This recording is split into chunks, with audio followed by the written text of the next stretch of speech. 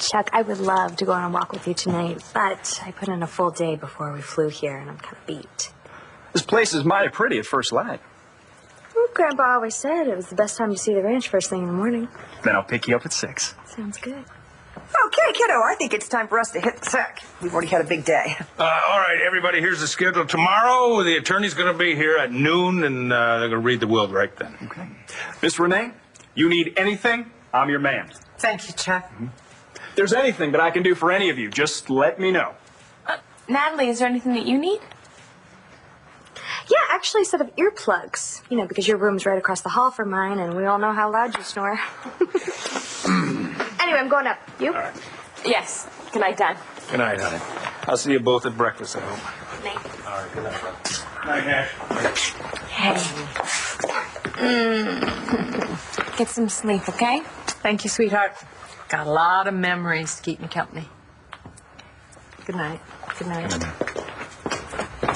Jared, I am putting you in one of Ace's favorite rooms. There's a picture of a bobcat on the wall that he killed.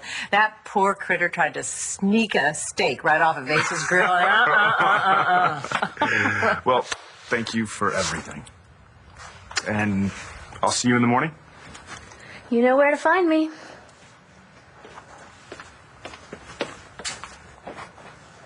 I hope Jessica and Natalie aren't giving you too much trouble over Jared.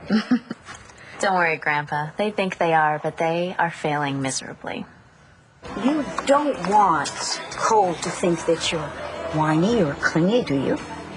Well, it's not whiny or clingy to let a guy know how you miss him or that you can't wait to see him, right? No, I suppose not. I mean, how else would he know that you're thinking about him? True. You know, for a kid from a family that a lot of people would say was dysfunctional, you have a great deal of wisdom. Right.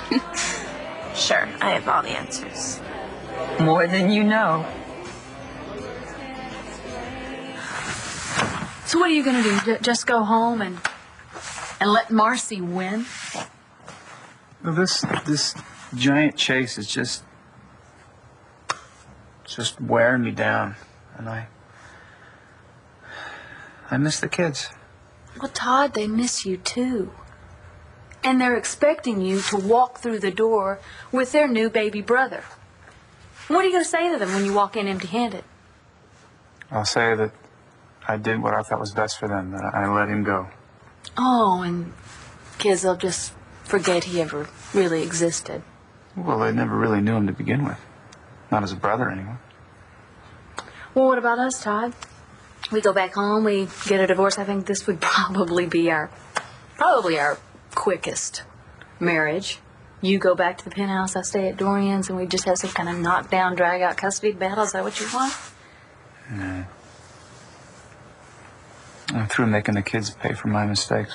If you walk out on this child, Todd, you're going to be hurting Jack and Star more than you ever hurt them before. How? I'd be doing it for them. What are you talking about? You know what you'd be telling them? If you walked out on Tommy, you'd be telling Jack and Star that, you know what, I could do that to you too. And I tell you this much, I'm not going to let that happen. You saw Marcy at that bar and didn't tell Todd. The whole point of my being here is to keep him under control and arrange for the safe handover of Tommy. There was no way that was going to happen last night. To top everything else, the feds were in the bar. This guy Ramsey, he's a real jerk, flashing his gun around, threatening people. So he would have put Marcy in prison or worse? For running away with a little boy she thinks is her own. You're right not to say anything. We're on Marcy's trail, that's all Manny needs to know. So if the same situation happens here again, will you let her go? Marcy and Tommy are my only priority. To that extent, we need to get ahead of Ramsey and stay ahead of him. Then we can pick our moment. It just seems there should be some way to get him pulled off the case.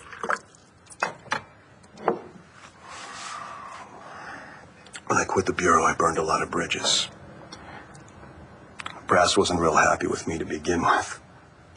Yeah, but someone in authority must see that the way he is running this case is dangerous. The only reason Ramsey's involved in this is to stick it to me.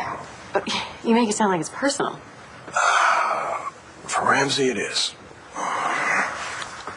What am I missing?